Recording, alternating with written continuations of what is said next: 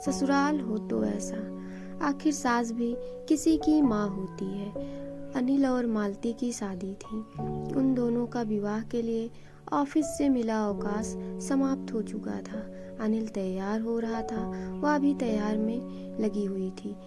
उसने अलमारी खोली। सुनो, मैं जा रहा हूँ। रोज की तरह आज भी तुम साड़ी ही पहनना।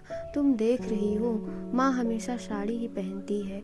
अनिल ने अपना बैग उठाते हुए कहा। अनिल जा चुका था।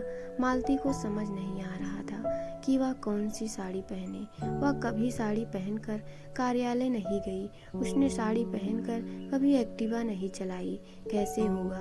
सब मायके में थी तो सब पहनने की छूट थी। वह तैयार हुई। उसने पर्स उठाया, कमरे से बाहर निकली।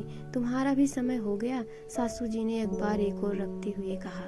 जी मम्मी जी, अभी थोड़ी देर है, जाना तो पड़ेगा। उसने ठंडी सांस लेते हुए पर्स एक ओर रख दिया।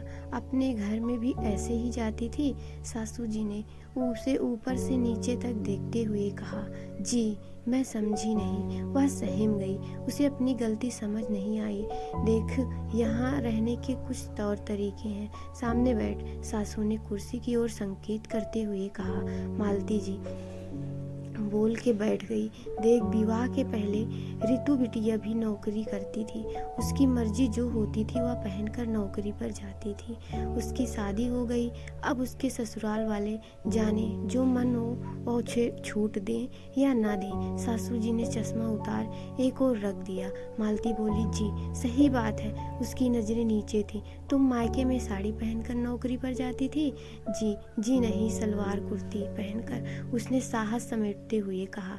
तो जाओ, अभी समय हो तो वही पहनकर जाओ। याद रखो, तुम मेरे लिए रितु जैसी ही हो।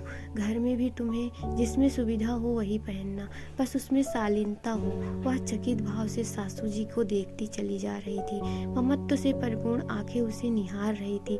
तो उस दिन मालती को समझ आया कि आखिर सास भी तो किसी की माँ होती है, तो माँ ही समझ सकती है एक बेटी की तकलीफ। यह सोचते हुए मालती ऑफिस चली गई। यह स्टोरी आपको कैसी लगी प्लीज़ कमेंट करके बताइएगा और मेरे चैनल को सब्सक्राइब